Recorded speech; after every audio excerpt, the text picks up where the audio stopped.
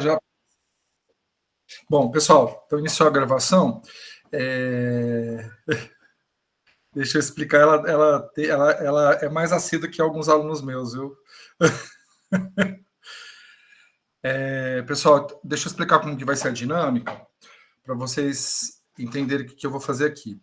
Eu vou dar algumas orientações para vocês em relação ao que vocês devem focar no estudo, e aí eu vou também enfatizar alguns pontos principais da disciplina que a gente discutiu ao longo das atividades síncronas anteriores, e aí eu abro um espaço no finalzinho. Eu vou abrir um espaço para vocês também tirarem dúvida, fazerem alguma pergunta, se vocês tiverem, tá, em relação aos principais tópicos aqui, tá? Já adianto para vocês que quem realizou as atividades, quem assistiu as atividades síncronas, quem fez os questionários, provavelmente não vai ter dificuldade nenhuma para fazer essa prova, tá? Agora, aqueles que não fizeram isso, aí é outra história, beleza? Assim, eu espero que todos vocês tenham conseguido fazer as atividades, principalmente os questionários, que a prova está muito parecida com o que eu pedi para vocês nos questionários, tá? Que a ideia é justamente essa, que vocês tenham a oportunidade de refletir sobre alguns pontos principais da disciplina e a avaliação não ser muito diferente daquilo que vocês fizeram ao longo aqui das nossas atividades, tá? Bom, então, iniciando aqui, primeiramente, eu queria que vocês prestem atenção em algumas questões, eu principalmente, né? A nossa avaliação final vai ocorrer no sábado, dia 18, tá? Eu sugiro que vocês utilizem os slides como roteiro de estudo, então na parte de cada atividade síncrona tem a gravação da atividade síncrona e um arquivo dos slides em PDF, tá? Eu sugiro que vocês foquem o estudo nessa semana para a atividade final nos slides, certo? Reveja as atividades, principalmente os questionários, e se vocês tiverem tempo, tentem reassistir as videoaulas, que seja na forma de podcast, sabe? Como está no YouTube, vocês conseguem colocar uma velocidade maior, quando está lavando uma louça ou fazendo alguma coisa assim, é mais para poder retomar algumas coisas que a gente discutiu, certo? Então, minhas orientações gerais para essa atividade final são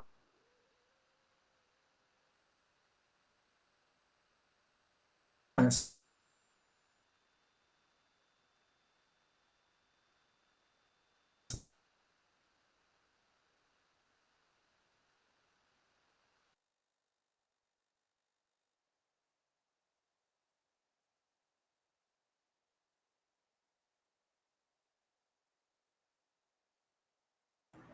Professor, não está saindo o áudio seu.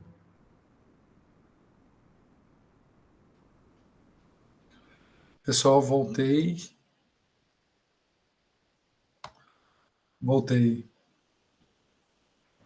Agora sim. Eu caí. Aqui em Uberaba é assim, quando chove, a internet ela fica extremamente instável. E hoje caiu, eu não sei na cidade de vocês aí, mas aqui em Uberaba caiu uma chuva bem forte na parte da tarde, né? Mas parece que agora a internet estabilizou. Acontece bastante isso aqui em Uberaba. Tanto é que até hoje o pessoal que trabalha lá no Univerde, que é uma das UFTM daqui de Uberaba, ela funciona praticamente numa zona rural, né? Lá ficou até sem internet no bairro. É comum, faz parte. Mas Bruna, aqui em Uberaba, qualquer bairro que você tiver, se chover, você tem problema. Com acesso à telefonia celular e com internet. É bem característico. Não sei se é porque a rede é mais antiga, não sei explicar para vocês porque acontece isso. Não sei se tem um probleminha por causa da cidade ser organizada, ela tem uma estrutura geográfica de colina, né? Eu não sei se isso interfere um pouco em sinais, quando tem chuva, eu não sei explicar para vocês o que acontece. Eu sei que é igual o Alto da Compadecida, né? Só sei que foi assim, só sei que é assim, né? Bom, pessoal, então, repetindo essa questão, né, da prova que vai ser sábado, dia 18 de janeiro, usa os slides das atividades síncronas como roteiro de estudo, reveja as atividades, principalmente os questionários, e se vocês tiverem um tempinho, revejam também as videoaulas, tá? que acho que, focando principalmente na questão dos slides e dos questionários, eu acho que vocês conseguem ir bem nessa prova. Alguém colocou aí que estava com medo da prova ter algo parecido com o último questionário, né, que tem aquela questão das citações, referências, né, isso dá um pouquinho de trabalho. Tem umas 2 ou 3 questões sobre isso só, tá? São 20 questões fechadas. Isso, Kenny, para você. São 20 questões fechadas, né, de múltipla escolha, e tem umas 2 ou 3 só sobre esse tema. Eu achei melhor focar mais nos outros temas do que nesse último, que eu sei que é um pouquinho mais trabalhoso, mas é importante cobrar isso de vocês, para vocês já irem se acostumando a colocar os nos formatos, né? Mas, assim, vocês vão perceber que não tem nada muito fora daquilo que vocês fizeram, não, viu? Então, por isso que eu falo para vocês darem uma olhada nos questionários, que vai ser sucesso na certa, tá? Mas para vocês, não é para vocês irem desesperados, tá? Tem que ficar tranquilo. Uma coisa que eu preciso pedir para vocês, que eu tenho sentido nas turmas de forma geral, não são todos, tá? A gente até não vai falar isso, porque na verdade não é a maioria que faz isso. Tem alguns alunos que eu acho que tem muita dificuldade de interpretação. A questão da interpretação está muito ligada à leitura, né? Então, assim, a gente tem que, por exemplo, você está lá para responder qualquer avaliação que vocês fizerem, né? Seja concurso público, talvez vocês passem por ENAD, né? Não sei quando vai ser o próximo. A última turma eu sei que passou, a última turma de pedagogia. A primeira turma de pedagogia passou por ENAD. Eu não sei se vai acontecer isso com vocês. Uma dica é vocês tentarem ler a questão com calma, ver as alternativas. Sempre tem alternativa que é absurda e já, sabe, desconsiderar aquela alternativa. E se vocês se depararem com uma questão que vocês estão inseguros e vocês acham que ela é difícil, deixa ela marcada, passa para outra e volta só no final da prova. Porque senão, às vezes, vocês ficam lá horas numa questão e aí, quando você vai para o resto da prova, você não consegue terminar. É uma dica muito simples, mas ela é muito funcional. Ixi. Gente, deixa eu abrir a porta ali para ver se vai melhorar. Eu acho que, inclusive, eu vou fazer o seguinte, eu acho que eu vou mudar de lugar aqui. Que eu tô achando que o problema... Não vou precisar colocar para carregar. É bom que vocês dão uma volta comigo aqui na minha casa. Deixa eu ligar a luz aqui. Ligar o ventilador. Eu vou... A iluminação até melhor aqui. Bom, eu acho que aqui o sinal vai ficar melhor. Deixa eu ver se fica melhor aqui. Acho que eu vou ficar assim que fica de frente para o... Aí. Acho que aqui o sinal fica melhor. Até a apresentação caiu, né?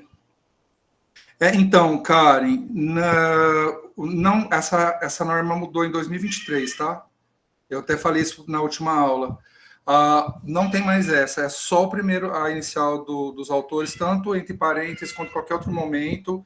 Para citação, não se usa mais. Agora, nas referências, sim, tá? Aí nas referências tem que ser tudo em maiúsculo. Agora, na citação, essa norma caiu em 2023, certo? Você não aprendeu errado, não.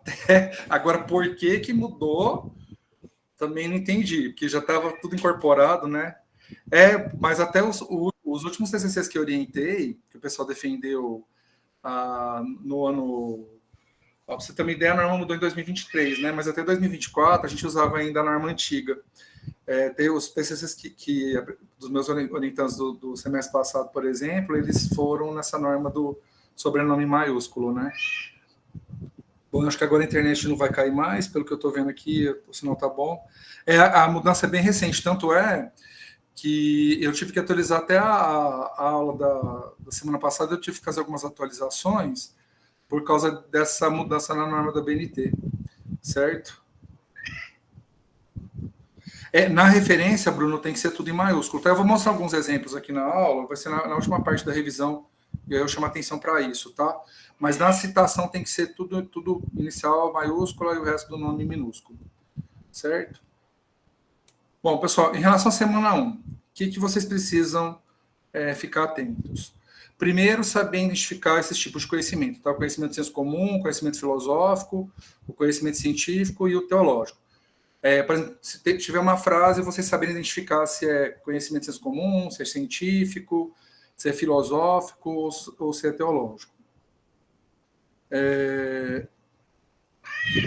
Ai, Jeane, deixa eu anotar isso aqui. Peraí, deixa eu anotar. PCC, verificar, data. Tá 12/2, mas não é para 12/2 não, tá, gente? Pro dia 21/1 de 2025, eu vou atualizar isso. Mas no sistema tá normal, né? Deve ser no descritivo da atividade que tá com esse problema, né? Deixa eu ver aqui que vocês colocaram algumas perguntas, deixa eu aproveitar já para falar sobre isso. Tá. A minha dúvida ficou somente em saber quando utilizar a referência fora dos parênteses e quando utilizar dentro dos parênteses. Kathleen, basicamente é assim. Se você utilizar a sua referência como um sujeito da frase ou como um aposto, então, por exemplo, quando eu falo assim, Galego 2024 afirma que, sei lá, o letramento científico depende de um processo de leitura crítica dos textos. Aí, tá vendo que eu falei Galego 2024 afirma, então eu me coloquei como sujeito. Ou eu posso falar o seguinte, segundo Galego 2024, isso é fora do parêntese, tá? A leitura é imprescindível a leitura crítica é imprescindível para o letramento científico. Se eu falar assim, a leitura crítica é imprescindível para o letramento científico, aí eu coloco Galego, 2024 entre parênteses. Quando você não coloca nem como sujeito, nem como aposto, a citação, você coloca ela entre parênteses, certo? Eu sugiro você dar uma olhada, eu coloquei uns artigos lá que eu publiquei com os meus alunos, lá eu uso de todas as formas. Dá uma olhada, por exemplo, quando aparece entre parênteses, quando está fora. Só que, assim, presta atenção na questão da citação, como ela aparece, mas não na forma dela, porque depende da revista, a norma é diferente da BNT, tá? Ingra, eu acredito que sim. Alguém poderia verificar para mim? Porque se vocês não puderem, eu reabro os questionários para que vocês possam ter acesso, tá? Em teoria, deveria dar para vocês consultarem o que vocês responderam. Se vocês puderem dar uma olhada para mim e falar, eu já faço a liberação deles, tá? A Jeane já falou isso. Tá, beleza. Então dá para entrar sim. Bom, pessoal, essas perguntas da prática com componente curricular, eu vou deixar para responder no final, tá bom, Kenny? Porque aí eu faço a revisão e aí a gente vai para essa parte das dúvidas da PCC. Pode ser? Tá, beleza. Dá para fazer revisão, ok. Beleza, deixa eu só autorizar quem está pedindo aqui. Bom, então, outra coisa, eu vou disponibilizar essa videoaula gravada, então vocês também podem reassistir para ter uma ideia disso, tá? Então, basicamente, vocês têm que saber, por exemplo, quando eu falo uma coisa do tipo, eu vou pegar deixa eu pegar o mesmo exemplo. Então, quando eu falo assim, as pessoas dizem que leite com manga faz mal. Essa é uma frase típica de senso comum. Quando eu digo assim, estudos mostram que o consumo de leite com manga não causa nenhum tipo de problema à saúde. Isso é conhecimento científico. O conhecimento filosófico é por que leite com manga faria mal à saúde? Seria uma coisa nesse sentido, tá? E o conhecimento teológico, ele estaria ligado assim, Deus considera pecado o consumo de leite com manga, certo? Então, assim, vocês têm que ler, por exemplo, pode ter lá uma frase e vocês terem que identificar qual tipo de conhecimento que a gente está falando, tá? Geralmente o senso comum, ele tem alguma relação ou com um sujeito indeterminado, né? Tipo eles, elas, ou com essa coisa falaram, disseram, quando tem essa pegada, geralmente é senso comum. O conhecimento científico, geralmente, ele evoca alguma ideia de estudo, ele envolve algum tipo de raciocínio conectado, sistematizado. O conhecimento filosófico, ele é um conhecimento que está ligado muito a reflexões, né? Então, geralmente, as afirmações, elas estão ligadas a esse tipo de questão. E o conhecimento teológico, obrigatoriamente, ele evoca alguma entidade divina, certo? Ou algum elemento mítico ou místico, tá? Então, se vocês conseguirem identificar esses aspectos, vocês conseguem facilmente identificar frases e afirmações que trazem esses conhecimentos, certo?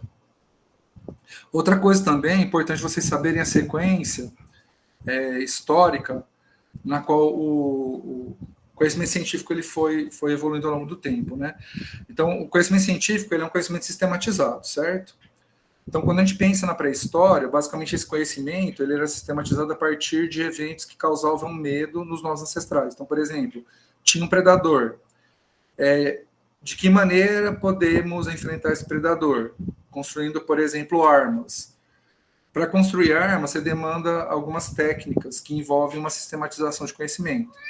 Então, lá na pré-história, esse conhecimento sistematizado está muito ligado aos medos, seja medos reais, seja medos ficcionais. Eu vou usar esse termo ficcionais, tá? Então, por exemplo, questão de acreditar que poderia ter alguma entidade, alguma questão assim que poderia provocar algo. Então, como eu posso evitar essa ação dessa entidade? Não é, tem um tempo que está se formando lá de chuva e eu sei que, vamos imaginar que os nossos ancestrais imaginavam que essa formação de chuva poderia ser algo divino, né? Algo místico. E aí, o que eles podem fazer para evitar os efeitos da chuva? Então, por exemplo, procurar um abrigo. Mas qual tipo de abrigo? Então, tem uma sistematização do conhecimento para a seleção do abrigo, né? Só lembrando que na pré-história, a transmissão é feita de forma oral. Se a transmissão é feita de forma oral, a gente tem aquele ditado, né? Quem conta um conto, aumenta um ponto. Então, o que acaba acontecendo é que tem uma sistematização, mas ela é extremamente volúvel em virtude da forma que o conhecimento era transmitido na época da pré-história. Por mais que a gente tenha alguns registros, né, pictóricos em cavernas e tudo mais, que se indica já um primeiro passo, né, para uma sistematização menos volúvel, né, do conhecimento, ainda assim a gente tem algumas dúvidas até que ponto aqueles desenhos eles permitiam a sistematização do conhecimento ou eles eram simplesmente uma representação de uma realidade daquele grupo lá de seres humanos, né? Só lembrando que durante a pré-história os seres humanos eram nômades, né? Então esses registros em cavernas estão ligados a grupos humanos que eram nômades. Na pré-história, obviamente, que o ser humano ele deixa de ser nômade, principalmente com o advento da agricultura, mas logo em seguida a gente já tem a origem das civilizações a partir do advento da agricultura, porque aí o ser humano não precisa ir atrás de recurso, né? Com a agricultura ele consegue ter o recurso onde ele está. E aí é possível ter já uma outra dimensão do conhecimento, que é a partir do registro escrito. E aí, nesse caso, né, você tem um registro escrito, mas está muito ligado principalmente a pensamento mágico, né? Se a gente pensar, por exemplo, o conhecimento produzido na Grécia Antiga, o conhecimento produzido no Egito Antigo, no Mesopotâmia, esse conhecimento está muito ligado a resolver problemas relacionados às divindades. Então, por exemplo, tem toda uma sistematização de conhecimento para a construção de uma pirâmide. Só que essa sistematização de conhecimento demanda... Está relacionada, não é que demanda, né? Está relacionada a uma adoração a deuses. Só que para você conseguir construir uma pirâmide, você demanda tecnologia, sistematização, certo? A tecnologia e sistematização, ela se desenvolve a partir desse pensamento mágico, né? E aí só na modernidade que a gente tem essa perspectiva da ciência que a gente tem atualmente, né? Que você tem uma investigação científica, principalmente por método indutivo, né? Que você tem a hipótese, você tem essa hipótese, e aí você corrobora ou não, né? A hipótese. A gente usa a palavra mágico porque, assim, porque não necessariamente você tem divindades, né? Evocando isso. Às vezes você tem uma questão mesmo de um mito, que não está ligado a deuses, né? Por isso que eu usei a questão do pensamento mágico, certo? Porque tem a questão, obviamente, que a maior parte desse conhecimento está muito ligado a deuses, né? Mas tem algumas questões que estão mais ligadas a mitos, né? A lendas que eram propagadas na antiguidade, certo? Por isso que eu usei o pensamento mágico e não o pensamento teológico, né? Porque poderia ter usado essa ideia, né? Tá, eu vi, peraí, pessoal, que aproveitei que eu vi aqui no chat. Eu vou fazer o seguinte: como para alguns alunos está dando esse problema Ah, tá. É sobre essa seguinte mensagem: esse questionário tem informação offline que precisa ser sincronizada. Tá, não faço a menor ideia porque está acontecendo isso. Aí eu acho que eu vou fazer o seguinte: eu vou reabrir esses questionários pelo menos até o dia da prova, para vocês poderem ter acesso, certo? Só que vocês não façam questionário, tá, gente? Vocês só consultam o que vocês responderam, a resposta correta e tal, porque pode ser que dê esse probleminha mesmo, tá? Então eu vou reabrir eles. Deixa eu anotar aqui para reabrir os questionários, só para vocês poderem ter condição de consultar. Certo? Bom, pessoal, dessa parte, deixa eu voltar aqui. Ainda, uma questão importante é vocês saberem identificar ciências formais de factuais e separar naturais e sociais, tá? Então, basicamente, saber que uma ciência formal é a matemática, uma ciência natural pode ser a física, a química, a biologia, e uma ciência social está ligada às ciências das humanidades, né? Por exemplo, antropologia, direito, sociologia, a própria pedagogia, né? É uma ciência social, certo? Então, assim, saber de forma mais geral, então, não precisa saber detalhadamente o conceito de ciência formal ou de ciência factual. Só saber identificar, né, que a matemática é uma ciência formal, que a biologia é uma ciência natural, que a pedagogia é uma ciência social, tá mais nesse sentido. E também saber que o método científico ele é produzido a partir de um conjunto de sistematizações que envolve observação de um fenômeno, levantamento de hipótese, testagem de hipótese, né, que pode ser por experimentação, por exemplo, análise de resultado e aí corroboração ou refutação da hipótese, certo? Então, só saber em linhas gerais essas etapas, né, principalmente a observação, a hipótese, o teste de hipótese e a conclusão, tá? Pelo menos essas 4 é importante vocês terem clareza delas, certo? Pessoal, em relação à semana 1, vocês têm alguma dúvida da semana 1? Que eu acho que eu vou fazer por semana, acho que vai ficar mais fácil.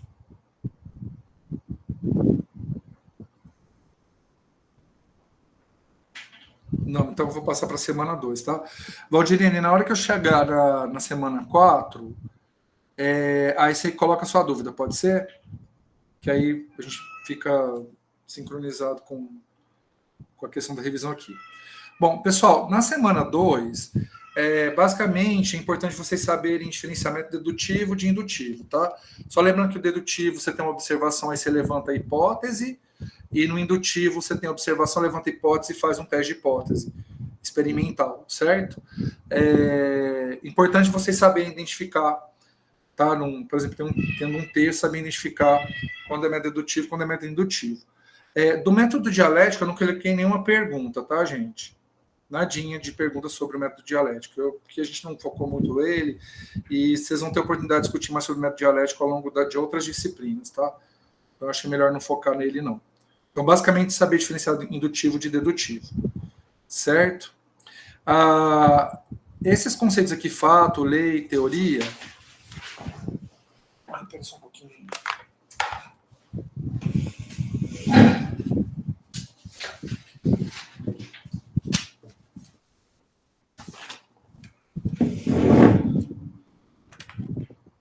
Bateu um vento aqui, derrubou um monte de coisa no chão, mas já deu certo. Basicamente, vocês saberem também identificar o que é um fato, o que é uma lei, o que é uma teoria. O fato, pessoal, é um fenômeno real, certo? Um fato é um fenômeno real. Então, por exemplo, observa, nuvens escuras no céu, isso é um fato, certo? A lei, ela está relacionada a uma sistematização de um fato. Então, por exemplo, toda vez que eu vejo uma nuvem escura no céu, eu sei que há possibilidade de chuva. Então, o fato é, nuvem escura no céu. A lei é, nuvem escura no céu indica chuva. Só que para eu poder chegar nessa lei, eu tenho que entender que a água evapora a partir da ação solar.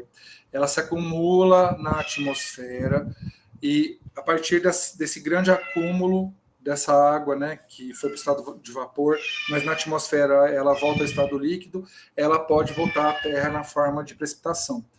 Como essa camada de água acumulada na atmosfera ela é muito densa, ela impede a passagem da luz solar, portanto a gente vê nuvem escura. Porque não existem nuvens pretas, tá? Na verdade, é que se a densidade da nuvem for muito grande, ou seja, se ela tiver muita água, ela impede a passagem da luz solar, portanto a gente não consegue enxergar a luz. Que aquele escuro lá, na verdade, é a ausência de luz, certo? Isso é teoria. Entendeu? Então, assim, eu peguei um fato, aí eu mostrei uma lei, e aí eu mostrei a teoria que embasa. Uma coisa importante, que a gente tem que tomar muito cuidado, eu não sei por que cargas d'água existe uma tendência, principalmente aqui no Brasil, da gente utilizar a teoria como sinônimo de hipótese. Vocês já ouviram falar que tal coisa é só uma teoria? Como se fosse menos? Gente, a teoria do ponto de vista científico seria a última etapa da produção do conhecimento científico, ou seja, depois de você observar N fatos, depois de você identificar N regularidades daquele fato, a ponto de você propor uma lei, você desenha, você descreve, você organiza aquele conhecimento numa teoria.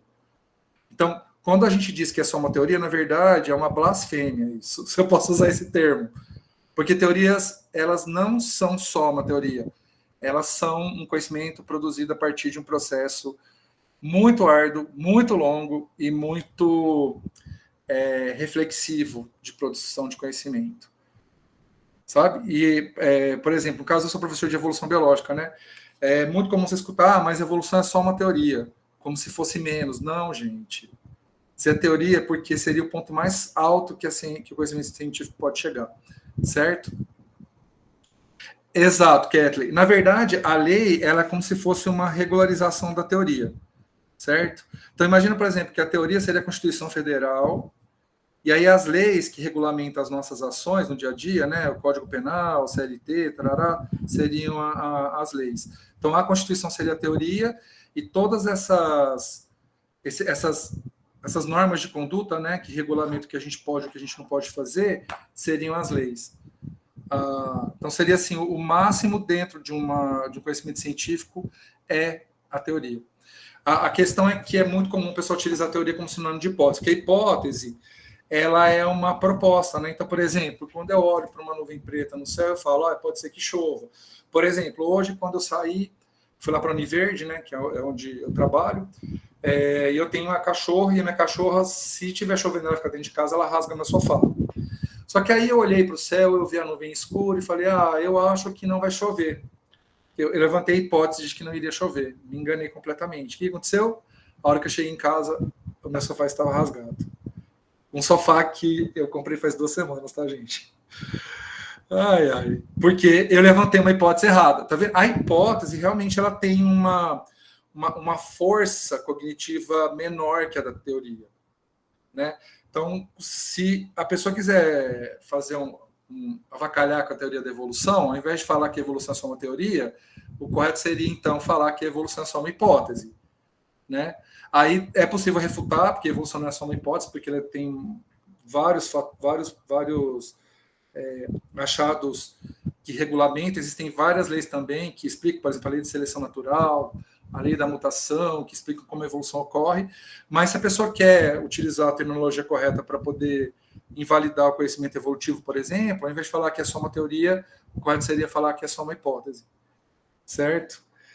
Então, Bruno, a hipótese é um achismo, mas ela, em teoria, ela seria... você vê, em teoria, né? Eu estou usando uma expressão que eu não deveria ter usado aqui agora, né? A hipótese, ela é um achismo, mas ele é um achismo fundamentado. Então, por exemplo, quando eu olhei para a nuvem no céu e eu levantei a hipótese que não choveria, o que eu considerei? Que tinha só uma parte da nuvem que estava escura, boa parte do céu estava azul, o vento estava no sentido contrário àquela nuvem, por isso que eu achei que não choveria, certo? Então, assim, eu levantei uma hipótese, mas foi um achismo, mas ele não foi um achismo que eu tirei do meu sovaco, vou usar essa expressão, tá? É um achismo mais fundamentado. Então, você parte de alguns elementos que, de alguma forma, validam aquela hipótese, né? Aquele achismo que você disse. Exato. Se eu tivesse levantado a hipótese que choveria, eu teria deixado ela do lado de fora da casa. Eu deixaria na garagem, né? Que aí eu trancaria a porta, não teria acesso à parte de dentro da casa. Mas, aí no caso, eu levantei uma hipótese errada. Minha hipótese estava errada. Bem feito para mim, tá? Podia ter perguntado para a Alexa, né, se ia chover. Mas não fiz isso, aí já era. Vou ter que contratar um tapeceiro para arrumar meu sofá. Certo? Pessoal, entenderam essa questão da diferença de fato, lei e teoria? É bastante simples, tá? Só lembrando que teoria seria o resultado final da produção de conhecimento científico. Todo conhecimento científico, ele tem como objetivo produzir uma teoria, tá? E, obviamente, para poder chegar à teoria, você parte da observação da hipótese.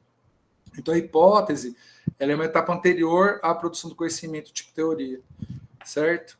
E a hipótese, eu gostei do termo que o Bruno usou, que é o achismo, porque, de fato, a hipótese é um achismo, só a gente tem que tomar cuidado que a hipótese é um achismo que ele é baseado em alguns elementos lógicos, né? Porque, por exemplo, a gente tem um achismo de opinião que ele é baseado naquilo que a gente acredita, né? Pode ser que a nossa opinião seja fundamentada em fatos, né, em elementos e tal. Isso pode acontecer, mas muitas opiniões não são baseadas em fatos, são baseadas naquilo que a sua experiência de mundo, talvez, os seus costumes, né? Então tem muito disso. Professor, desculpa, mas eu tenho dificuldade de diferenciar método indutivo e dedutivo. Nailde, toda vez que tiver uma etapa na qual você testa a hipótese, né, por um experimento, é muito comum por experimentos, né, em laboratório, isso é indutivo. Quando você só observa e aí você já vai direto para a hipótese, para a conclusão, isso é dedutivo. Certo? Por exemplo, vou dar um exemplo de método dedutivo, tá? Em relação a essa questão do sofá. Eu cheguei em casa, vi meu sofá rasgado. Deduzo que a minha cachorra rasgou. Certo? Mas é óbvio, né? Para poder chegar a essa conclusão, eu tenho experiências anteriores que ela já rasgou dos sofás meus, quando chovia. E aí teve a questão de chover. Então eu deduzi a partir do quê? De experiências anteriores que ela já tinha rasgado no sofá e quando chovia, né? E que tinha chovido hoje. Certo? Para ser indutivo, eu teria que fazer o seguinte: eu teria que deixar um sofá novinho disponível, colocar uma câmera, aí quando chovesse, observar se ela ia lá e rasgava o sofá. Certo? Aí eu chego à conclusão, sim, ela rasgou o sofá. Entendeu? No método dedutivo, eu tenho que criar algum tipo de sistema que me permita testar a hipótese. No dedutivo, eu parto de experiências anteriores ou de informações de contexto para poder chegar à conclusão. O dedutivo, ele é baseado em inferência. O indutivo, ele é baseado em testagem, certo? Então, no dedutivo você faz uma inferência, no indutivo você faz uma testagem. É basicamente isso. Certo? Ficou mais claro, pessoal, com esse exemplo? Beleza, perfeito. Bom, pessoal, aqui eu acabei falando da questão da hipótese, né? O problema também, não achei melhor não enfatizar, é que, geralmente, o problema está muito relacionado a questões de pesquisa, né? Então, por exemplo, deixa eu pensar uma questão aqui que eu estou orientando. A questão de representação de cachorro no cinema. Né? Tem uma aluna que eu estou orientando esse semestre que ela vai defender isso. Qual que é a questão? Os cachorros, eles são representados no cinema? Sim. Mas essa representação, ela se aproxima da realidade do animal ou da realidade do humano? Que esse é o problema. Certo? A hipótese que a gente levantou, que o cinema hoje representa os cães muito mais na perspectiva próxima do humano do que na perspectiva do cão como um animal não humano. Né? Aí qual a conclusão que a gente chegou? Que quando a gente analisa, por exemplo, filmes lá dos anos 60, 70, né, Lassie, Band, por exemplo, a gente verifica que esses animais, apesar deles terem características muito humanizadas, eles são deixados do lado de fora das casas, eles praticamente não têm acesso aos ambientes internos, tem uma relação com o humano, mas não é aquela relação de membro da família, mas é a relação de animal de estimação mesmo, né? E aí, quando a gente pega, por exemplo, filmes mais atuais como Marley e Eu, 4 Vidas de um Cachorro, a gente chega até a ter questão de utilizar uma narrativa utilizando linguagem, né? A linguagem humana, para representar a forma de pensar de um cachorro, né? Então, a gente chegou a essa conclusão, que houve uma mudança na forma de prestação dos cães no cinema a partir dos filmes produzidos principalmente a partir dos anos 2000, certo? Então, qual que era o problema? A represtação de cães se aproxima ou não do estado mais natural desses animais? Aí a nossa hipótese, que não. E a nossa conclusão, mais ou menos, que filmes mais antigos trazem esses cães de uma forma mais próxima do estado natural. E os filmes mais atuais humanizam a ponto de, inclusive, inserir um discurso que um cachorro não teria. Porque cachorro não tem pensamento articulado igual ao nosso. Então, seria impossível eles organizarem, por exemplo, orações utilizando sujeito, verbo e predicado, que acontece em 4 vezes de um cachorro, por exemplo. Certo? Então, só para vocês entenderem esses 3 pontos que são importantes aí para a questão do conhecimento científico, certo? Da semana 2, vocês têm alguma dúvida, pessoal? Isso, Carla, eu deduzi, tá? O negócio da nuvem foi dedução. Para poder ser indução, eu teria que literalmente ficar esperando a chuva cair. Aí eu teria que usar, por exemplo, porque tem, não sei se alguém aqui, acho que ninguém é professor de ciências, né? Quando eu dava aula de ciências para sexto ano, a gente fazia algumas coisas a gente fazia tipo uma estação meteorológica, porque tem algumas mudanças na atmosfera que permitem identificar se vai chover ou não.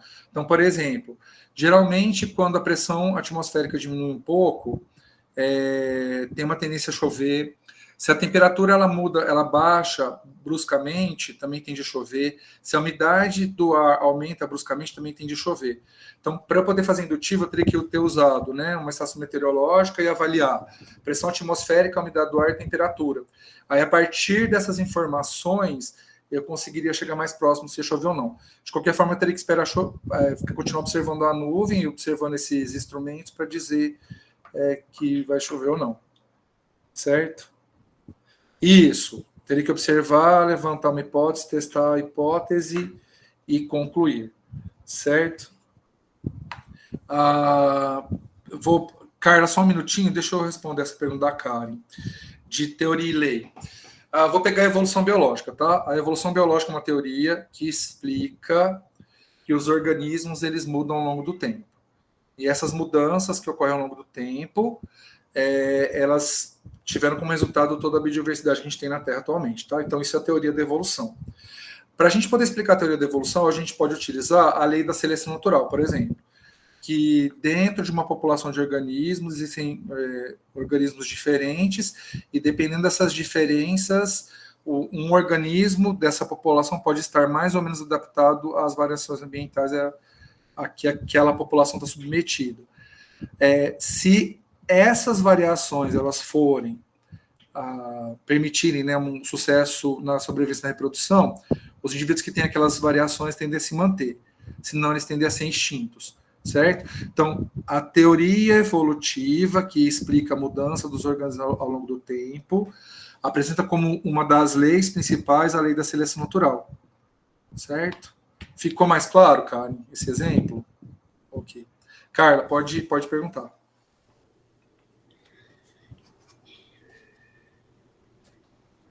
Boa noite, professor. Sim. É porque meu notebook está meio lento. Tá, não tem problema. Tamo junto, então, porque aqui tá igual. No caso, a hipótese seria ele seu cachorro já ter rasgado outras vezes, então seria uma hipótese de acontecer novamente. Porque como eu usei método dedutivo, porque, por exemplo, eu sabia que tinha uma associação entre chuva, porta da casa aberta e sofá rasgado por experiência anterior. Certo? Aí, o que eu fiz? Para poder rasgar o sofá, que a questão hipótese o sofá pode ser rasgado, eu preciso ter conjugado a situação da casa estar aberta e estar chovendo. Entendi. Aí tudo gera uma hipótese, né? Isso, porque eram hipóteses que eu tinha em virtude de experiência anterior. E aí eu deduzi... Não é só uma questão, são várias questões. São várias. Que, por exemplo, poderia ser que se eu tivesse deduzido que fosse chover, e aí eu fechasse a porta, e aí não choveu. Então pode ser que o sofá não seria rasgado. É verdade. Mas mesmo assim o sofá poderia ser rasgado. Entendeu? Mesmo que não chovesse. Às vezes ela poderia dar a louca, porque ela tá velha, ela tá variando, todo dia ela mordeu a gata na cabeça. Então tem isso. Aí você vê uma experiência anterior. Então, será que eu posso confiar na cachorra em qualquer situação? Porque ela tá variando a cabeça? Entendi. Entendeu? É só Dedução. para a gente ir entendendo melhor. Isso. Mas tá vendo? A dedução ela depende muito de experiência anterior. A gente não consegue fazer dedução sem experiência anterior, né? Então, por exemplo, a minha mãe ela faleceu aqui na minha casa, né? E a hora que eu cheguei no quarto, antes de chegar na cama, eu sabia que ela tinha morrido. Por quê? Porque eu sabia, por relatos que eu já tinha ouvido, que quando a pessoa morre dormindo, ela urina muito. E aí eu olhei que o colchão estava molhado até a cabeça. Então, na hora que eu vi aquela... Porque minha mãe usava fralda, né? Ela já estava bem. A hora que eu vi, antes de chegar, eu sabia que ela tinha morrido. Eu deduzi, né? Entendi. Aí o que aconteceu? Na hora que eu cheguei, aí eu tive que fazer a indução, que foi observar sinais vitais, né? Gente, isso aí é biólogo que gosta de fazer, tá, gente? Porque na hora que eu vi o negócio, eu assustei, só que aí eu queria ter certeza, né? Aí eu pus a mão no corpo, tava quente. Aí, uma indução. Corpo quente, corpo vivo. Aí, na hora que você tá na emoção, você vai sem nem perceber, mas exato, você tá falando que agora você fez sem imaginar, isso. sem pensar. Só mas que aí eu apliquei método indutivo na hora, porque eu queria ter certeza. Aí eu liguei no SAMU, escrevi o que eu tinha observado, mas eu sabia que ela já tinha falecido, né? Só que eu queria que tivesse vindo um médico aqui para poder falar, sabe, tipo... Mas aí como eu descrevi... A gente tem esperança também, né? Você acha que você pode ter feito alguma coisa errada, mas não tinha jeito. O dedo dela tava azul já. Quando o dedo... Isso é uma coisa, pessoal, quando vocês encontram alguém com o dedo azul, as pontas do dedo azul, e não tem sinal vital... É uma situação muito difícil pra gente passar, eu acho. É péssimo. Eu tô falando agora porque eu já tô fazendo terapia, tô indo mais uma vez por semana na terapia, então... Mas foi horrível, assim, a situação, tanto é que... Ainda tá muito presente, né? Eu tô sozinho aqui na minha casa, eu fiquei meio com medo de se eu conseguir voltar a dormir aqui, mas tá dando certo. Eu não tava dormindo esses dias aqui, não. Mas tá, se Deus quiser, mas é uma questão que vai ficar, né? Não tem jeito. Não tem jeito, mas tá vendo? A gente usa muito, o método dedutivo a gente usa a todo momento, né? Eu tava, esses dias, quando começou a falar sobre isso, eu fui ver que é o tempo inteiro, é em tudo. Tempo inteiro, né? Assim, cozinhando, é por isso que eu acho legal cozinhar. O que a gente usa de método dedutivo e indutivo... Não, eu comecei a observar mais ainda, porque eu cozinho, eu gosto de cozinhar e... Sim, então, por exemplo, você experimenta um negócio e fala, isso aqui tá ácido demais. Aí você deduz, colocaram alguma coisa cítrica. O que colocou? Limão ou vinagre? Aqui na minha casa, quem cozinha é mais eu. Sim. Aí, assim, é o pai do meu bebê e eu tenho 2 filhos adolescentes. Aí, o que acontece? Na hora deles me ajudar, porque eu tô com o bebê de 3 meses. Aí, todo mundo quer ajudar, mas ninguém sabe, igual eu. Aí, eles falam, como que você deduz isso? Como que você chega nesse ponto? Porque você já fez as induções antes, né, Carla? Agora eu já ponho no olho, mas eu já errei já muitas vezes. Sim, porque você já fez as induções antes, né? Então, por exemplo, você sabe, se eu colocar tanto de açúcar, açúcar, vai ficar doce demais. Na questão que a gente está estudando. Isso. Mas tá vendo que geralmente quando a gente faz a dedução, pensando do ponto de vista científico, né? A gente já teve experiência anterior que te ajuda a uma certa segurança para fazer a dedução. Né? E, por exemplo, quando você vai cozinhar, eu vou cozinhar macarrão. Aí eu gosto de colocar sal na água para deixar a massa um pouquinho... Eu também. Aí depois que você falou sobre... Eu comecei a observar. Isso também facilita o cozimento, né? Demora um pouquinho mais para a temperatura subir, mas aumenta a permeabilidade da água. Então, o macarrão ele tende a... Eu percebi uma diferença nisso mesmo. Por causa Mas isso, tá vendo? Mas por que eu sei disso? Porque já teve uma indução que foi feita que mostrava que aumenta a permeabilidade. Aí, na prática, como é que funciona? Eu vou colocar uma colher de sal, sei lá, para 2 litros de água, que é o que funciona. Hoje eu ponho molho, né? Mas... Isso. Mas tem uma proporção. Certo. Então, assim, a gente usa o tempo inteiro, cozinhando, quando eu passeio com o cachorro, toda vez que eu dou essa aula, eu fico assim, mais de uma semana pensando sobre dedução e indução.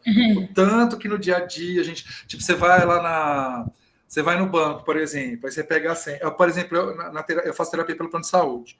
Aí você pega a senha, né? Aí você olha assim, a minha senha é tal, a gente fica o tempo inteiro... aí você deduz assim, vai demorar tanto tempo para eu ser atendido. Não, isso a gente faz sem saber que era esse tipo de estudo, entendeu? A gente não... É igual você falou, A gente usa o tempo inteiro. O que aconteceu é que a ciência sistematizou algo que eu acho que já tinha desde a antiguidade, sabe? Eu acho que dedução e indução, os nossos antepassados já utilizavam, mas não com a sistematização que a gente usa hoje. Se for olhar, igual você está falando, os antepassados, eles passam por todas essas questões para chegar onde a gente chegou. Então, eles fez a hipótese todas para a gente ter todas as certezas hoje, a ciência provada. Isso, até na modernidade chegar alguém e falar assim, vamos organizar essa bagaça, e aí organizar. Né? Aí eu vi da questão da dedução da fatura do cartão. Gente, quem não tem uma fatura de cartão de crédito em janeiro que não acaba com a vida da gente? Por causa do final de ano, né? Thelma, eu deduzo que você vai ficar feliz com a prova. A minha dedução é diferente da sua. Ó. Vou encerrar aqui a câmera. Tá, beleza. Bom. Obrigada. Vamos para a semana 3, tá? Não, então assim, eu deduzo que vocês vão ficar felizes, tá, com a prova. Eu ficaria, se eu tivesse uma prova igual essa aqui, que vocês vão fazer, eu ficaria feliz. Rita, pode perguntar. Professor, posso dar um exemplo de dedução e indução? Pode. Eu vejo um feijão germinando num copinho com algodão. Sim. Então, eu deduzo que dá para cultivar o feijão ali, correto? Então, cultivar entre aspas, eu falo na escola. Na verdade, isso é uma indução, Rita, porque você fez porque você já tinha uma hipótese anterior que você poderia achar que o feijão poderia germinar no algodão. Se você já viu ele germinando no algodão, quer dizer que você testou a hipótese germinando o feijão no algodão. Não, aí por exemplo, eu só vejo a imagem do feijão germinado. Ah, tá. Você viu uma imagem de feijão germinado no copinho e no algodão.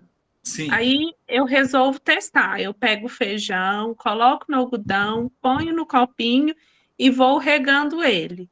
Essa é a indução. Isso é indução. Aí se você, por exemplo, viu a foto lá do feijão germinando no algodão e você fala, eu posso usar isso na minha turma de primeiro ano. Então você deduz que é possível você testar a germinação. Isso. Beleza, aí sim.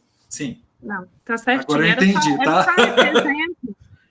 Porque às vezes a gente vai dando muito exemplo e aí as meninas não conseguem identificar. Eu mesmo fico perdida e eu começo a procurar aquilo que eu posso usar no meu dia a dia. Então, me veio essa ideia do feijão, que, bem dizer, todo mundo já fez, né? Sim. Se eu vejo o feijão no copinho, então eu deduzo que dá para germinar. Se eu faço o teste e vejo ele germinando, eu estou achando um método indutivo aí. Exato. E eu acho que esse é a forma de método indutivo mais utilizada na escola, viu? Que acho que todo mundo passou por essa experiência de germinar feijão em algodão. Eu lembro de ter feito isso na escola. Naquele momento eu sabia que eu ia ser biólogo. Que eu achei tão legal na época. Eu cheguei, quando eu dava no sexto ano, eu fazia umas... eu gostava de testar as hipóteses, né? Então, por exemplo, a gente usava água com corante para ver se ia mudar a cor da raiz, colocava água com sal, água com açúcar para ver se mudava a questão da germinação, sabe? Que aí eu fazia uns upgrade na técnica, que é legal também, viu, gente? Fazer isso aí. Vai fazer a questão do feijão, coloca vanilina na água, coloca sal, coloca açúcar, coloca chocolate, sabe? Coloca óleo. Ao invés de usar água, usa óleo. É legal, viu, gente? É legal. Pronto para o consumo, né? Ou pronto para o cozimento. Não precisa nem colocar sal na água, né? Bom, pessoal, alguma questão da semana 2? Eu concordo, Bruno. Eu acho que vale muito a pena. Acho que toda criança deveria passar por essa experiência lá, que fosse na educação infantil, viu? Que é bacana. Bom, semana 3, pessoal. A semana 3, basicamente, o que eu vou pedir que vocês façam? Deem uma olhada lá na questão das normatizações da leitura analítica, né? Principalmente da Severino e do outro autor que eu utilizei. Mas basicamente aqui nessa apresentação de slides também eu trouxe os pontos principais, né? Então, para Severino, por exemplo, a gente tem essas etapas aqui da leitura analítica, que uma é a gente entender o texto de forma geral, depois a gente compreender e fazer interpretação crítica, né? Perdão, gente, os objetivos da leitura analítica de um texto está relacionado principalmente à questão de compreensão do texto, análise crítica, interpretação, desenvolvimento de raciocínio lógico e também ampliar a capacidade do aluno de entender e se expressar, né? Aqui tem um dos textos de base que eu utilizei, tem as etapas, né? Análise textual, análise temática, interpretativa, problematização e síntese. Entender que, assim, a análise textual está muito relacionada a essa ideia mais geral do texto no primeiro momento. A análise temática está relacionada a você identificar elementos de significado dentro desse texto. A interpretativa já chegar numa dimensão mais crítica da compreensão daquele texto. A problematização é tentar relacionar aquele conhecimento que você obteve com a leitura com outros conhecimentos que você já detém. E a síntese é você conseguir reorganizar a informação do texto em poucas palavras. Certo? Da semana 3, pessoal, basicamente são esses pontos. Vocês têm alguma dúvida? Que isso aí, na verdade, vocês vão ter que dar uma lida, talvez rever o questionário, mas entender esses pontos aí. Certo?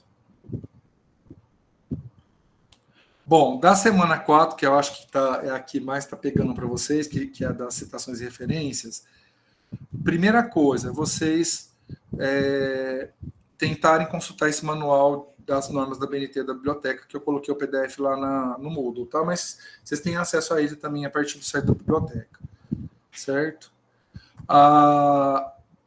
Saber diferenciar os textos é importante. Da semana 4, o que eu mais pedi, na verdade, na prova, é vocês saberem identificar o que é um resumo, o que é uma resenha, tá? Eu coloquei, acho que umas 2 questões só de citação e referência, mas basicamente da semana 4 eu achei melhor enfatizar, focar nessa questão dos tipos de texto, né? O que é um resumo, o que é uma resenha, o que é um fichamento, certo? O que é um esquema. Então, basicamente, saber diferenciar esses tipos de texto, né? Então, resumo é uma síntese, né, das principais informações do texto. A resenha tem essa síntese mais um posicionamento de quem está lendo. O fichamento, ele considera aspectos mais técnicos, né, daquele texto, então geralmente não se identifica a referência, e aí você coloca, pode ser em tópicos, né, pode ser em frases, e o esquema seriam só palavras-chave que se organizam entre si, né? Bom, aí, aquilo que eu estava falando para vocês, tá, pessoal? Citação, e aqui passou errado o negócio, gente, eu achei que eu tinha corrigido isso aqui, peraí, deixa eu corrigir agora. Eu vou ter que, talvez, então, olhar, eu achei que eu tinha corrigido todas, mas essa aqui, peraí, Bibi, peraí que isso aqui eu preciso corrigir, deixa eu...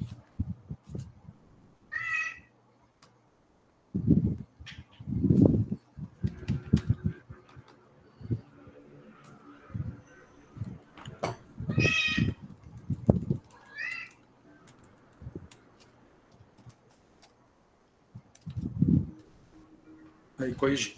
Bom, pessoal, é o seguinte, citação sempre, ela vai ser escrita com a inicial maiúscula e o restante minúsculo, certo? Sempre. Aí vejam que eu coloquei alguns exemplos de como, que alguém perguntou, né? Quando eu coloco entre parênteses, quando eu coloco fora, tá vendo que ele, Galego 2022 afirma que, tá vendo que Galego é o sujeito da frase? Porque quem afirma? Galego. Aí, quando eu coloco, por exemplo, segundo Galego, o letramento científico, tá vendo que aí, no caso, eu estou usando um aposto, que é o segundo Galego? Aí, tá vendo que no último exemplo, letramento científico, então eu não coloquei que Galego afirmou ou segundo Galego. Eu deixo entender que foi o Galego que disse, colocando entre parênteses. Então, se eu coloco ele como sujeito ou como aposto, ele aparece fora do parênteses. O nome do autor, tá? O ano sempre vai aparecer entre parênteses. Agora, se eu não coloco o autor como um elemento da frase, eu coloco ele entre parênteses. Certo? É basicamente quando a gente usa parênteses em outras situações, né? Então, por exemplo, quando quer falar oi, fala oi, Bibi. Toda vez, que apareceu, acho que em todas as aulas, né? Toda vez que a gente, por exemplo, usa parênteses, você está falando de alguma coisa, né? por exemplo, as espécies de feijão, aí você coloca preto, vermelho, rosa, bolinha, entre parênteses, é mais ou menos essa mesma ideia, certo? E aí as referências, sempre a gente coloca as letras em o nome em letra maiúscula, tá vendo aqui? Galego, vírgula, LGC, ponto, letramento científico no ensino de ciências, 2 pontos, que dizem os documentos oficiais, revista FSA, Teresina, volume 19, número 10, página 278 a 295, 2022, certo? Então aqui, vejam que eu coloquei como que aparece na revista, né? Então eu dei um print do artigo, né, publicado, que eu acho que até coloquei esse artigo lá para vocês, e aí eu coloquei como que ele pode ser citado e como que ele é referenciado, certo? Isso quando tem um autor só, né? No caso aqui tem 3 autores, né? Luiz Gustavo Galego, Fernando Pereira e Patrícia Buranello. Aí como que a gente faz a citação? A gente, se aparecer fora dos parênteses, né, como sujeito ou como aposto, a gente coloca Galego, vírgula, Pereira e Buranello 2018.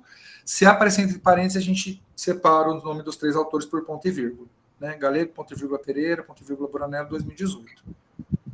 Certo? E aí a referência a gente coloca os 3 autores da forma que está aí, tá vendo? O título do livro, né? Em negrito, ou destacar, pode ser sublinhado, pode ser itálico também. É mais nesse sentido. Quando tem mais que 3 autores, a gente pode optar por colocar a referência só o primeiro autor et al. Na referência, tá? Mas na citação, obrigatoriamente, a gente coloca só o primeiro autor et al. Et al.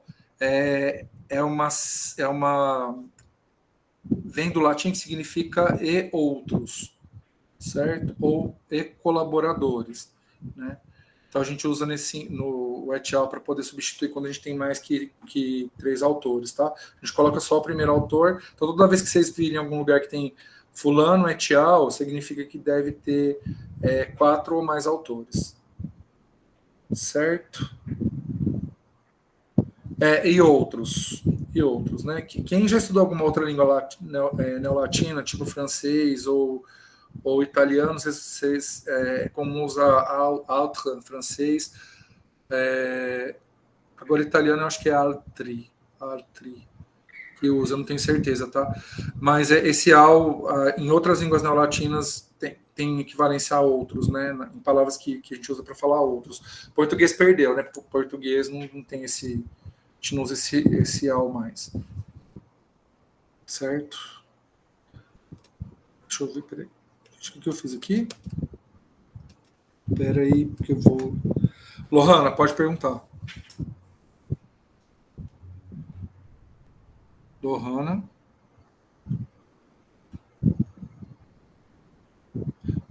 Valdirene, a apresentação já está disponível lá no Moodle, viu? Eu coloquei desde a semana passada. Tá, pode falar, Lohana. Tá ouvindo agora? Sim, agora sim. É meu telefone. Professor, se eu só falar rapidinho de novo a questão do parênteses e o não parênteses, por favor. Tá, o que você está com dúvida em relação a isso, Lohana? Coloca o que você não entendeu, só para eu conseguir te ajudar. Eu não entendi tanto que eu não sei nem por que eu tô com dúvida. Eu tô com dúvida desde o começo. Quando tá parêntese... Olha aqui, vamos tentar se você chegar à conclusão por você. Olha os 3 exemplos de citação que estão aqui, nesse slide. Tá vendo que tem 2 deles que estão fora de parêntese e um que está entre parênteses? Qual que é a diferença deles? Olha pelo que está apresentado aí.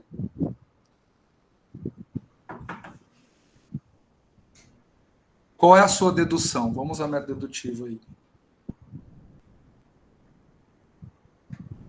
Peraí.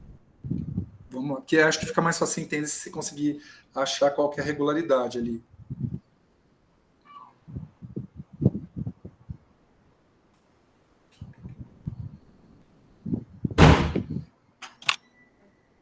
No primeiro parênteses, quando ele afirma, ele é quem está afirmando. Ai, pera, professor, calma aí. Sim, sim. Não, mas...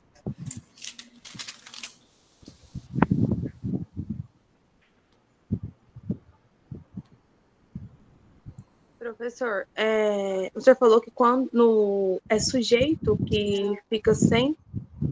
Isso, sujeito, então, por exemplo, nascimento afirma. Tá vendo que o nascimento está fora? O ano sempre vem entre parênteses, tá, Lohana? Sempre. Sempre vai vir entre parênteses. Agora, você pode colocar o autor entre parênteses se ele não for sujeito. Então, por exemplo, no caso aqui, nascimento afirma. No final ali, ele está entre parênteses, ele não é mais o sujeito. Não, você coloca, você está falando de tarará, tarará, aí você não quer dizer que foi ele que falou, mas você joga ele lá no final e fala, ó, foi ele que falou. Só que eu me recuso a dizer que foi ele que falou. É mais ou menos isso, sabe? Entendi. Aí você vai usar, você vai afirmar alguma coisa, no final você vai só colocar aquela pessoa que falou que você está afirmando, isso, aí você coloca entre parênteses. Porque o que vai acontecer na prática mesmo? Na hora que vocês ainda não estão escrevendo muito texto com essa estrutura, né? Mas quando a gente está escrevendo texto, Lohana, às vezes fica mais fluido você colocar o autor como sujeito. Na hora que você está escrevendo o texto, sabe? Tem hora que você quer conversar com algum dado seu. Então não é interessante colocar aqui o autor ali naquele momento, sabe? Então, por exemplo, estou lá falando, o letramento científico, segundo essa análise, apresenta algumas limitações relacionadas a conhecimento prévio de mundo. A informação é essa já relatada por outros autores. Aí eu coloco lá Galego 2022 e outros. Entendeu? Para manter a fluidez do texto, a gente pode tirar o autor como sujeito e jogar ele só lá no final. Às vezes é interessante que você está começando lá a frase, né? É legal, talvez, você colocar o autor lá falando, ó, fulano, que é um fodástico lá naquela área lá, disse tal coisa. Já para trazer, sabe, agregar um valor? Faça Darwin, em 1862, afirmou que a evolução ocorre por seleção natural. Tá vendo que aí quando você coloca um cara desse como um sujeito lá dentro do teu texto, você traz uma força. Então tem muito a ver com isso. O uso prático seria esse.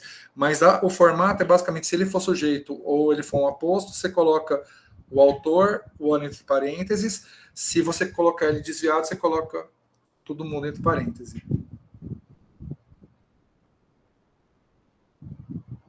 Ficou mais claro? Não sei. Mais ou menos, mas vai dar certo. Deus quiser. Lohana, eu coloquei uns textos meus lá, eu não sei se você teve a oportunidade de ver. Eu sugiro que você veja, não para ler o que está escrito, mas ver a hora que eu uso a citação sem parênteses, a citação com parênteses, que eu acho que isso faz. Se você começar a ver dentro de um contexto maior, talvez você consiga encontrar uma regularidade. Certo? Que foi assim que eu aprendi, pelo menos, tá? Eu também tive muita dificuldade no começo. Aí depois a gente aprende.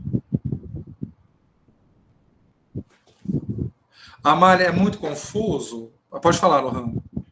Eu acho que uma disciplina dessa a gente tinha que ter pelo menos a metade dos pontos de graça para nós poder alcançar o resto, porque senão não vai, não. Lohana, a gente vive num país capitalista, nada de graça. Nem o Pix é de graça mais. Então, nossa, mas não tem problema não, eu nunca chego a 5 mil, então tá de boa. Eu também, não tem, nem tenho essa preocupação, não. Mas, assim, um conselho que eu dou para vocês é vocês darem uma olhada os textos lá que eu coloquei, os meus textos. Eu, obviamente, como são textos publicados em revista científica, eles têm muita estrutura, né, de citação e referência. À medida que vocês forem lendo textos com essa característica, isso vai ficando mais fácil de vocês entenderem, tá, gente? Vocês estão com essa angústia toda, porque não é o tipo de texto que geralmente a gente lê, porque normalmente a gente lê texto ou de internet, ou de livro, ou de revista, e esses textos não são desse jeito, né? Você tem, por exemplo, se for um livro, você tem lá a narrativa, você vai tendo lá os personagens e tudo mais, você não tem lá que o fulano de tal falou tal coisa em tal ano, você não tem essas coisas, né? Então, é porque a gente realmente, no nosso cotidiano, a gente não tem acesso, ou a gente não se utiliza desse tipo de texto, né? Então, à medida que vocês forem usando, ao longo da graduação, vocês vão perceber que isso aí vira carne de segunda, tá? Vou usar esse termo aí, que não é muito bom. Hoje eu tô com uns termos ruins, né? Mas tudo bem. Rita, pode perguntar, que eu vi que o pessoal colocou algumas coisas no chat, depois eu vejo aqui. Pode falar, Rita. A minha dificuldade maior está na relação da referência, compreender a imagem aí que está em branco e a citação. Como que a gente faz a ligação entre as três, por favor? Citação é sempre autor ou autores e ano, certo? Então, por exemplo, aqui essa imagem branca é uma ficha catalográfica, certo? Então, a primeira informação que aparece numa ficha catalográfica é o nome do autor, ok? Então, a partir dali, tá vendo que o autor chama Vitor Vladimir Cerqueira Nascimento? Aí eu coloco como citação Nascimento e o ano que o Nascimento disse o que ele disse, que no caso aí foi 2010. Aí se você olhar a ficha catalográfica, tá vendo que tem Nascimento, vírgula, Victor, Vladimir Cerqueira. Aí tem um número aqui que não interessa, que isso aqui é número de tombamento, então ajuda a localizar o livro numa estante em qualquer biblioteca do mundo, né? Mas desencana desse número aqui, aí tem escrito assim, Introdução, Metodologia Científica. Aí aparece de novo o nome do autor, Victor Vladimir Cerqueira Nascimento. Aí aparece a cidade, que é São Cristóvão, que é a Universidade Federal de Sergipe, publicado pela CESAD em 2010. Na ficha catalográfica aparece toda essa informação.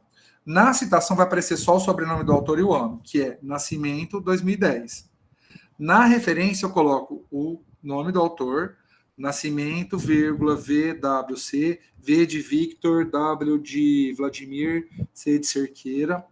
O título do livro, que é Introdução à Metodologia Científica, que eu peguei aqui na ficha catalográfica, né, que está escrito aqui. A São Cristóvão, que foi a cidade publicada, pela Universidade Federal de Sergipe, a partir do CESAD, em 2010. Tá vendo? Eu literalmente, quase que no caso da ficha catalográfica, eu quase que transcrevo ela igualzinho, né? E coloco numa linha só, num parágrafo só. Então, a citação é dentro de um texto. Isso. E a referência você coloca no final de tudo. A referência é lá no finalzinho. Isso, de onde, é uma como lista. se fosse a nota de rodapé, de onde eu tirei aqueles dados que eu coloquei dentro do texto. Que eu vou achar em alguma ficha. Isso. Aí, se, por exemplo, você está lendo lá o texto, você viu um negócio que te impactou, você fala, onde que esse autor pegou isso aí? Aí você vai lá nas referências, que geralmente elas são organizadas em ordem alfabética, né? Você fala, nossa, que legal isso aqui que o Nascimento disse, eu quero ver mais sobre esse Nascimento. Aí você vai lá na referência e fala, então, a obra do Nascimento que o autor utilizou é essa obra aqui, Introdução à Metodologia Científica, publicada em 2010 pela CESAD da Universidade Federal de Sergipe. Entendeu? Que é como se... É que assim, como vocês são mais jovens, é que vocês não tiveram que passar por busca. Eu não sei se alguém já passou por isso. Quando você ia na biblioteca, às vezes você tinha que ficar consultando umas fichinhas para pedir o livro. Você chegava na biblioteca, que depende da cidade que vocês moravam, né? Cidade menor, a bibliotecária faz isso pra gente, mas cidade maior, você tinha que ir lá nos arquivos de ficha e você tinha que ir pelo sobrenome do autor. Não sei se alguém já teve que fazer isso.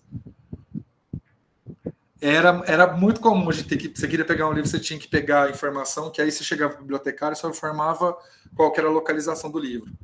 Você não chegava com o nome, você chegava lá, você procurava no arquivo, e aí, se você não conseguisse, a bibliotecária te ajudava. Né? Cidade maior, isso é mais comum, tá? Cidade menor, a bibliotecária, como são menos livros, a própria bibliotecária faz essa busca. Hoje você busca pelo site da biblioteca na internet, né? Então você joga lá o nome do livro e ele te fala qual que é o livro, você só chega com a informação para a bibliotecária que ela pega, né? Na verdade, se for no FTM, você tem que ir lá na estante pegar. Você busca o livro na estante a partir da informação que você recupera da internet. Que esse númerozinho aqui, né, N244M, ele te ajuda a encontrar o livro lá na biblioteca. Hoje era bem mais difícil, viu, Madalena? Eu lembro disso aí. Inclusive, quando abriu o curso de pedagogia lá na Unesp de Rio Preto, eu estava no mestrado, e aí eu consegui uma bolsa para ajudar a organizar as fichas, essas fichas de procura dos livros da área de pedagogia, lá em 2001, que ainda usava essas fichas, né? Acho que até 2010 ainda usava, aí depois parou, né? Faz tempo que não se usa mais isso. Você tem tudo online, né? Então fica bem mais fácil. Bem mais fácil. Thelma, que se você morou em cidade pequena, a bibliotecária fazia isso para a gente, que eu moro em cidade pequena, e eu assustei quando eu mudei das cidades que eu morei aqui em Minas para Rio Preto, que aí a biblioteca era gigante, aí tinha que fazer isso. Talvez lá a bibliotecária ela fazia isso por você. Serrana é menorzinho, né? Então, provavelmente a bibliotecária faz isso para você. Aí, lá em Rio Preto, não. Aí na Unesp também, quando eu comecei a estudar lá, era desse jeito. A gente tinha que ir lá nas fichinhas procurar. E aí na Unesp tinha uma época que se chegava com o código para a bibliotecária, aí a bibliotecária pegava e depois a biblioteca ela passou a ser self-service, né? Então você que ia atrás dos livros na estante, que é como funciona até hoje. Certo? A gente até que era legal essa época, porque parece que você tinha um apego maior por esse processo de procura, sabe? Não sei. Eu acho que como dava muito trabalho, a gente era mais apegado. Certo? Pessoal, alguma dúvida em relação a isso? Porque basicamente a revisão era essa. Ah, nem me fala, Madalena, esses dias eu achei minha fichinha da biblioteca que eu tive que pagar a multa. Roberto, pode perguntar. Roberto. Professor, eu tive uma dúvida, acho que, se não me engano, foi na questão 9 ou na questão 10 do último questionário, né? Que é quando eu tenho a citação. Na verdade, é um texto utilizado dentro de outro... Na verdade, né, uma citação dentro de um outro livro, né? E... Essa é a PUD, mas tem... aquele... Quer ver? Ah, tá, é um capítulo de livro. Isso, capítulo de livro citado, né, em outra obra. Porque o que eu fiquei meio em dúvida assim, né?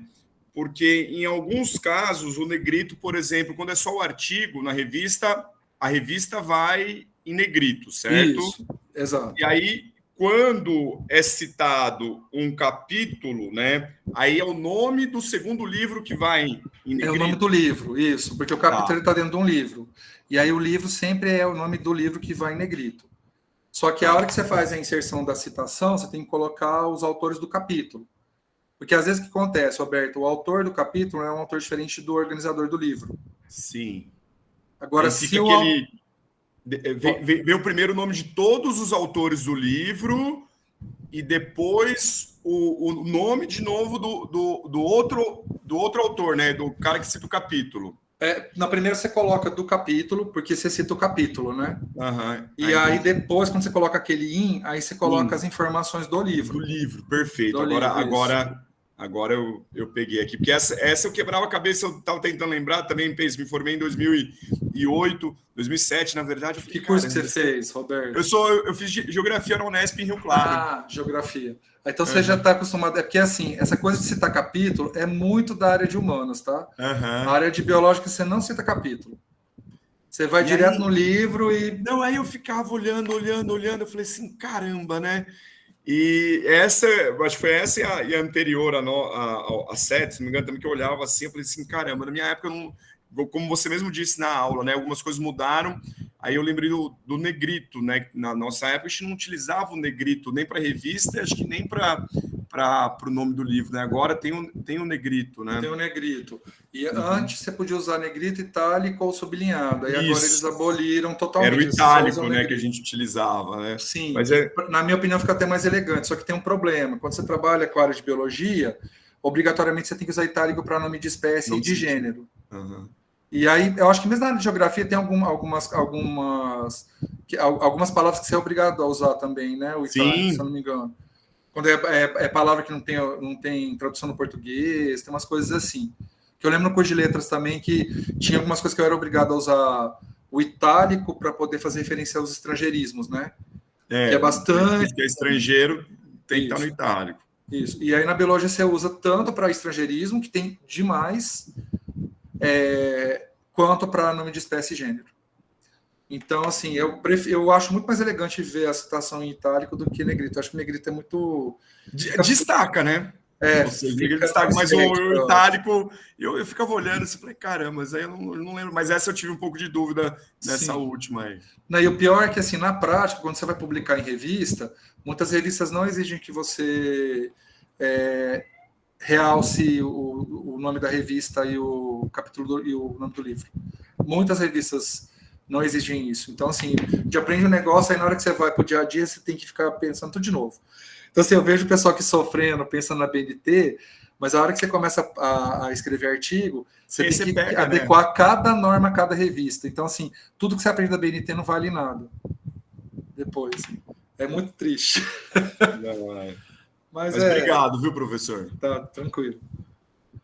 Pessoal, mais alguma questão?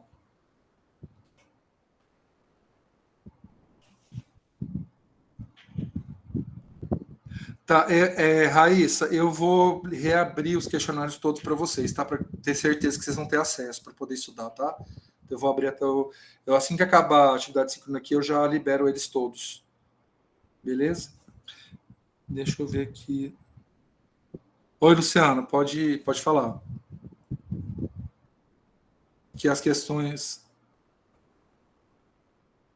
Peraí que eu acho que eu perdi, não sei se você colocou a pergunta aqui. Gente, eu me perdi aqui nas perguntas anteriores, tá? Então, se vocês puderem colocar aqui de novo, quem colocou no chat. Tá, qual a dúvida que você teve, Luciana, na questão 5 e 7? Deixa eu abrir aqui também, porque eu não vou lembrar de cabeça, né? Deixa eu abrir o questionário aqui. Deixa eu ver a 5 e a 7.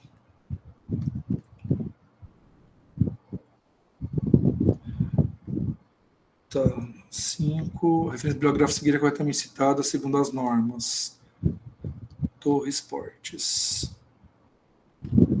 Tá, qual dúvida que você ficou na 5?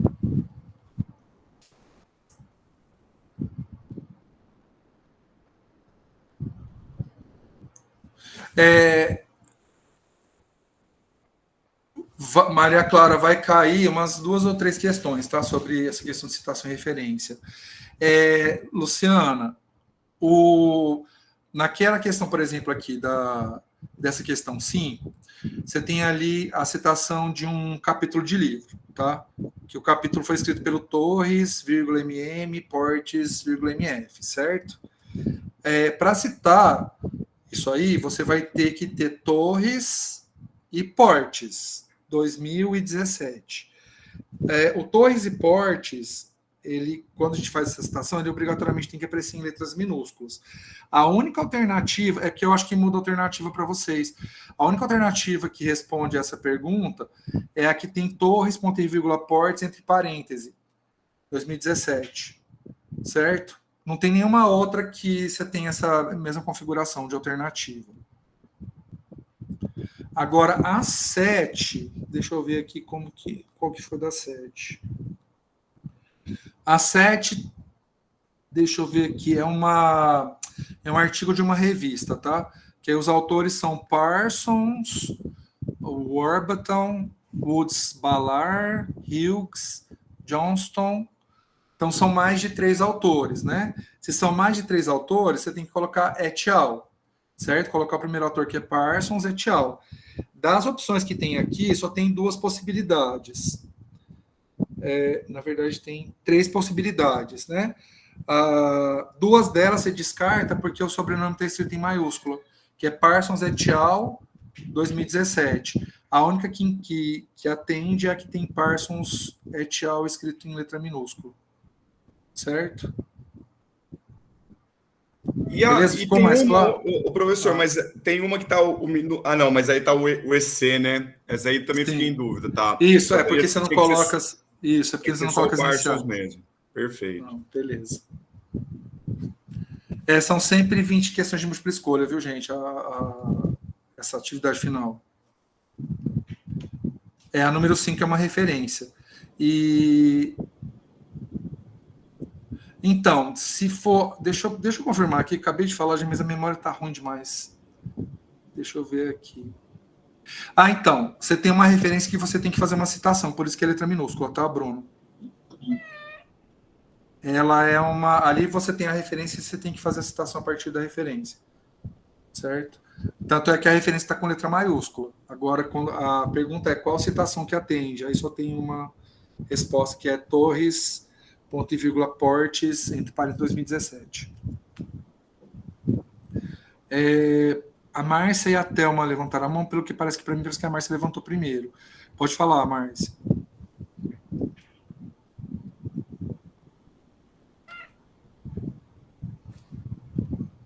Será que ela levantou por engano? Thelma, pode falar, porque eu acho que ela levantou por engano. Boa noite, professor, tudo bem? Boa noite, tudo jóia. Sobre a ficha catalográfica, eu fiquei com a dúvida se o nome do livro ele é sempre escrito em negrito. Essa dúvida que eu fiquei na hora que você estava falando com o Roberto. Então, na ficha catalográfica, ele não é escrito em negrito, tá? Na ficha catalográfica. Só que na hora que você faz a referência, você tem que colocar o título em negrito. Tá, então o título do livro lá na referência, sim, eu coloco em negrito. Na ficha catalográfica, não. Tá bom. Só que eu já vi ficha catalográfica com o nome do livro escrito em negrito, tá? Mas pela norma você não coloca em negrito. Tá, só na referência. Certo? Só na referência, mas eu já vi, tá? Muito obrigada. Eu acho que a Márcia levantou a mão sem querer mesmo, né? Pessoal, alguma dúvida que não seja só desespero? Pessoal, calma, gente. Espera passar pela prova, deixa para desesperar depois. Minha psicóloga falou isso para mim hoje. Para a gente não desesperar por antecedência. Espera acontecer um negócio.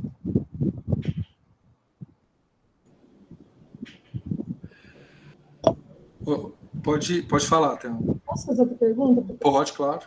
Eu estava olhando lá hoje no Moodle, então eu estou com 100% lá na sua matéria. Então significa que eu fiz todas as atividades, questionário, tudo. Só vai estar faltando agora a prova, é isso? Só a prova, isso. Aí a prova é final, depois da prova não tem mais nada. Aí não tem mais nada. Aí, o que pode acontecer é que se você tiver uma nota superior a 4 e inferior a 6, aí você tem direito a fazer exame. Tá. Aí você poderia fazer exame, tá? Geralmente, Thelma, o pessoal que pega exame na disciplina, ou é pessoal que não faz atividade final e fez todas as atividades, chegou à nota máxima, que aí tem 4, né?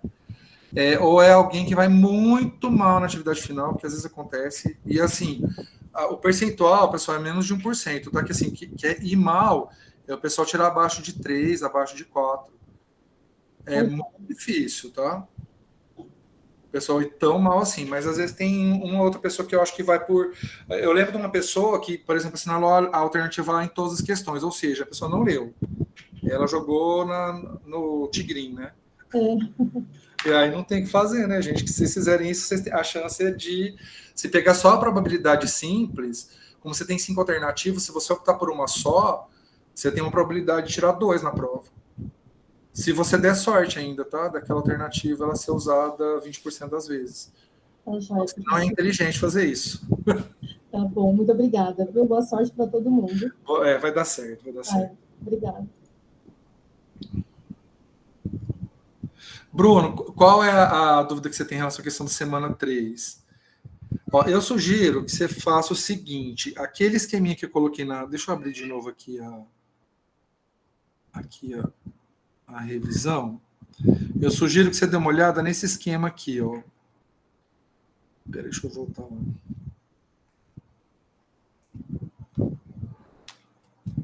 Que você foque nessa questão aqui. Por que é importante fazer a leitura analítica, segundo a Severino, que são esses 4 pontos, e as etapas de uma leitura analítica, segundo, né, aquela autora que a gente usou, que vocês fizeram até atividade em relação a ela, né, que é essa questão, né, da análise temática, análise textual, análise interpretativa, problematização, entendeu? Foca nessa questão, como que a gente identifica cada etapa.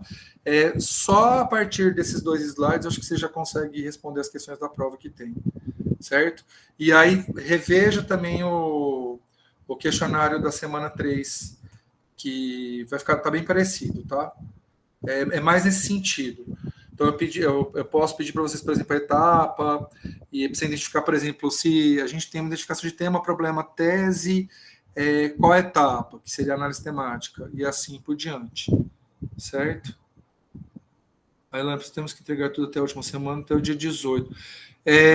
Elaine, a prática com componente curricular é até o dia 21, tá? As outras atividades, a gente espera que vocês tenham terminado até hoje.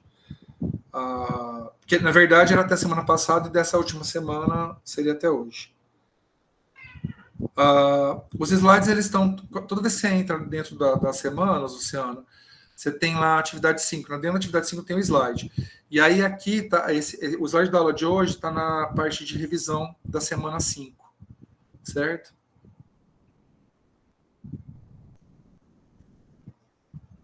O da semana 4, ele tem um prazinho a mais, porque ele entra naquele esquema, né? Você tem uma semana com nota regular, e aí você tem uns dias de acréscimo, que seria até a véspera da prova, certo? Fiz até a 13 e não cheguei nas demais, por isso perguntei. Obrigado, ok. Eu vou voltar a dar aula para vocês Tem mais 2 disciplinas, tá? Uma no 3º semestre e outra no 4º. Então, em breve, esse ano a gente se vê de novo ainda, tá, gente?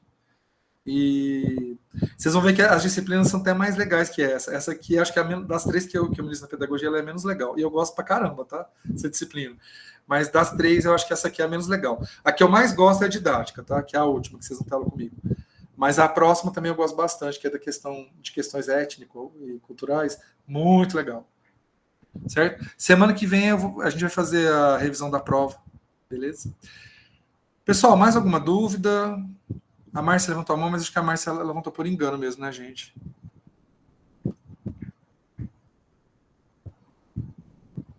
A Kênia, você queria perguntar da PCC, né? Eu acho que você colocou, não foi? Tá, qual que é a dúvida que você tem? Espera aí um pouquinho, meninas. Qual que era a dúvida que você tinha da sequência? Desculpa, que ainda bem que você chamou atenção aí.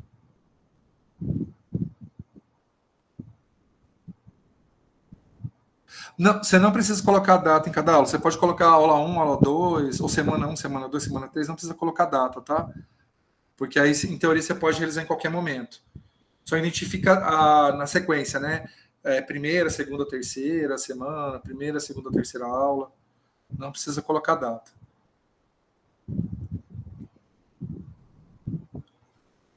Pode colocar dessa forma. Primeiro momento, segundo momento.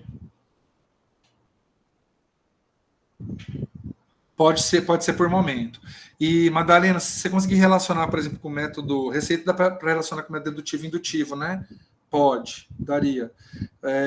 Pensa na receita, mas enquanto um texto que permite você trabalhar com o método dedutivo e indutivo. A atividade PCC, a nota ela é junto, ela tem uma nota específica para ela, tá? E aí tem a presença também que é específica para ela. Certo? E, Gabriele, pode perguntar. Então dá certo, viu, Madalena? Pode usar a receita sim. Boa noite, pode falar. professor. Perdão. Está me ouvindo? Perfeito. Professor, são duas dúvidas, na verdade. A primeira é sobre vou falar assim, o layout do PCC.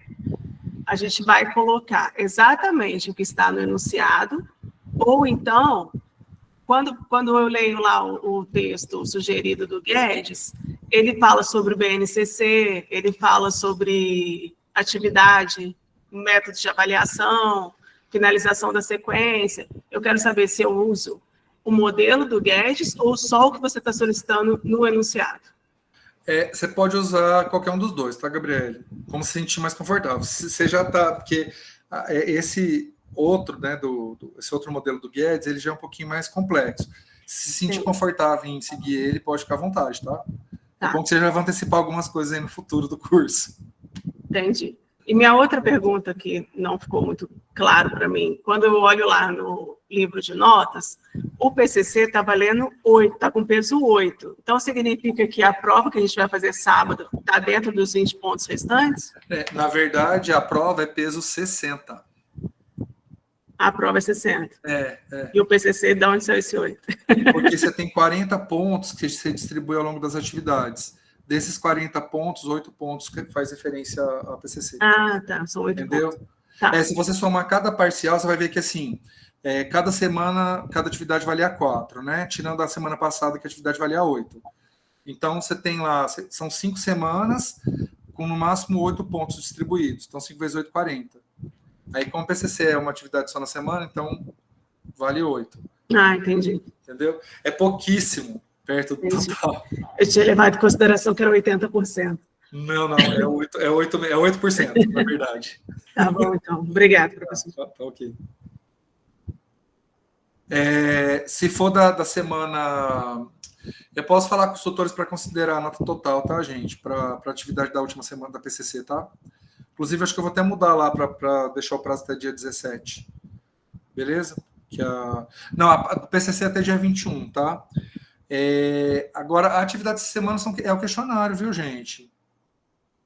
O questionário era bom vocês terem feito até hoje, né?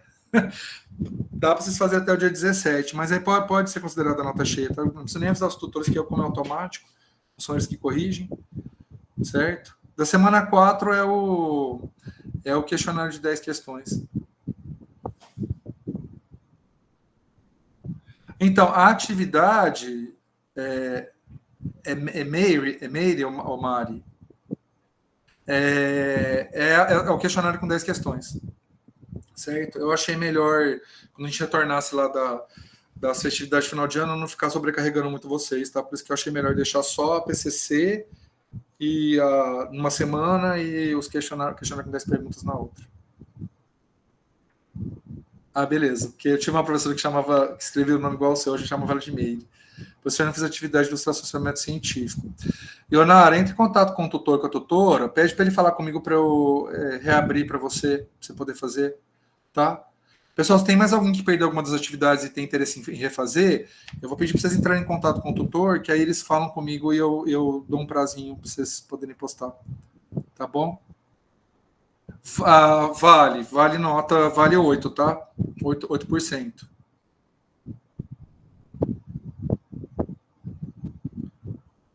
Beleza? Bom, pessoal, acho que mais alguma questão? Vocês têm...